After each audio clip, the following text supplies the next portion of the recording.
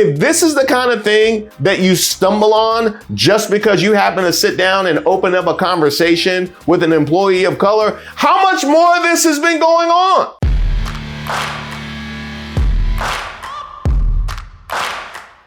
Welcome to Racist of the Week. My name is Reese Waters, and this is where we expose the stupidity and hypocrisy of discrimination in hopes we can build a more perfect union.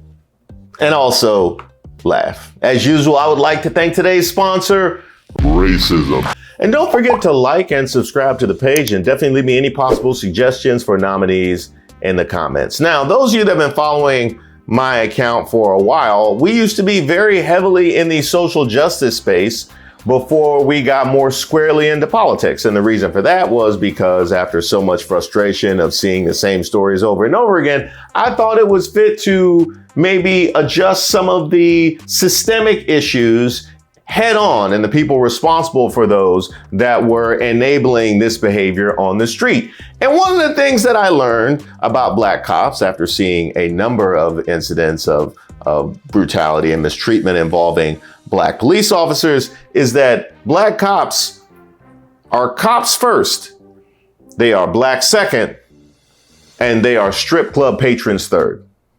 Oh yeah, y'all seen it.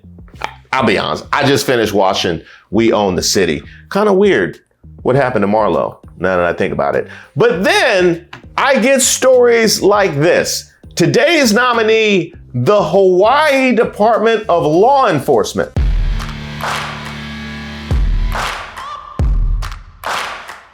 Now, the Hawaii Department of Law Enforcement is currently embroiled in a serious investigation into allegations of racial harassment within its own ranks, targeting a black officer, Martin Horton. The situation has resulted in the arrest of 4 sheriff's deputies, with an additional 9 officers placed on administrative leave pending further inquiry.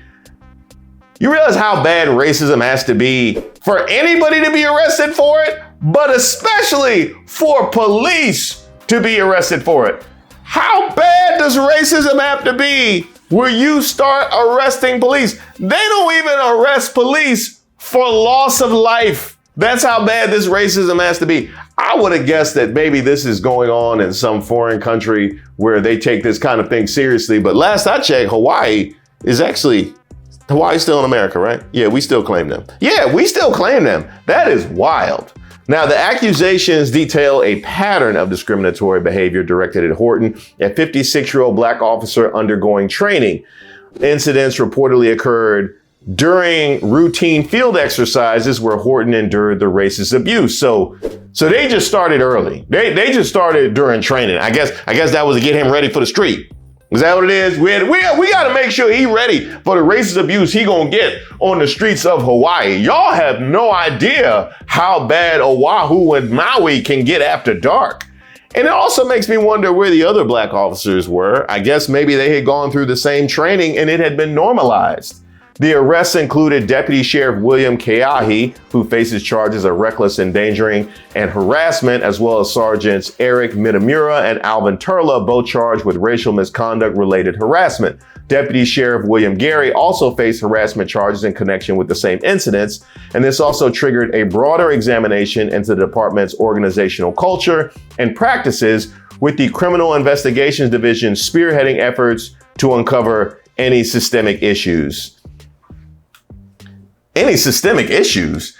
These are the people that are enforcing the laws on the streets. If this is how they're treating one of their own, I'm guessing it's some systemic issues. And wait a minute, was there a whistleblower who came forward who caught wind of this and said, this is definitely wrong? No, it wasn't. He had to do it himself. I'm guessing there are some systemic issues. And you know what? If I was black in Hawaii, I would challenge all my tickets right now. Yeah, I would challenge my tickets. I would challenge my record. I would challenge everything. Now, Horton has accused Turla, his supervisor, amongst other things, of making a sexual comment about his lips, not once, but at least twice. See, I told you they'd be at the strip club. See, I told you they'd be there. I wasn't speaking out of my thong. I know from what I speak. Horton reported the disrespect to Sergeant Mitamura, whose response shocked him even more, saying his comment was, "You're nothing, you're no one."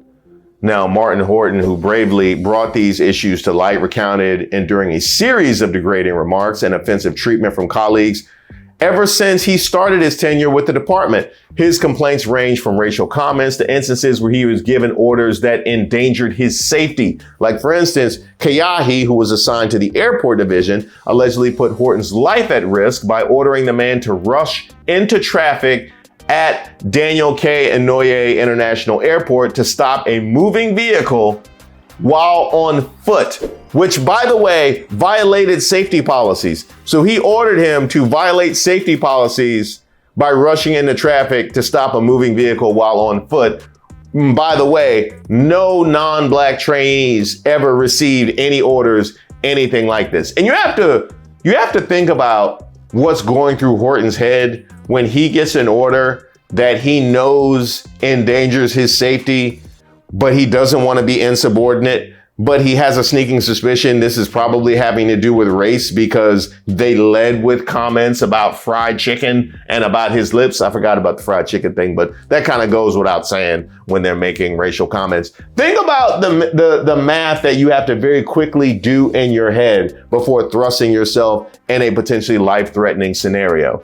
Now, despite the emotional toll and concerns about potential retaliation against him and his family, Horton remains resolute that speaking out was necessary to address the misconduct. And you know what? I absolutely commend him because we have seen just how apprehensive officers have been about blowing the whistle on one another, even when circumstances affect them and their own safety. The department's swift response, including the arrest and placement of officers on leave, represents a significant step forwards towards addressing the broader issue of workplace harassment and discrimination, and I applaud them for that. However, challenges remain in ensuring a safe and inclusive environment for all officers, particularly those from marginalized backgrounds. And we see this at play with pilots, right? Where pilots was once an all-white bastion. It was once an all-white profession. And all of a sudden they opened it up because they wanted to diversify things. But all of a sudden the people who enter those ranks endure all kinds of abuse. They tell other people, you know what, it's really not an enjoyable experience. I appreciate being somebody that's achieved something, but there's many other ways that you can achieve things without having to endure this abuse. So it remains largely very white, including the idea that when we do have minorities that infiltrate those ranks, they have suspicion cast upon them about their qualifications. We have seen this with the explosion of allegations of DEI. Now, here's where we get good insight into our condition. Now, Horton, a disabled Navy veteran from Alabama, he's lived in Hawaii for 3 decades. Get this, he remained silent until the Criminal Investigations Division interviewed him about his experience so far at the Capitol. So this all came out because of an interview just about his experiences, which means he didn't think it was necessary to say anything because it had been so normalized, and they had no idea. If this is the kind of thing that you stumble on just because you happen to sit down and open up a conversation with an employee of color, how much more of this has been going on? Horton said he was actually surprised by the intensity of the department's response, which has put him at odds with fellow officers, with Horton's family living in fear of retaliation. Horton is currently being provided extra protection for he and his family. Now, once again, I would like to place you in his situation. So he endured all of this abuse. He's asked about his experiences, and he feels comfortable enough to be honest with them about his experiences and about the abuse that he endured that had been completely normalized, which nobody saw fit to blow the whistle on up until this point. Once he does that, they take swift action. Now he has to be concerned about the safety of himself and his family. And for what? For the crime of enduring the abuse and being honest about it. That is the experience that we have in 2024. He now has to be concerned about his family for being the victim of abuse.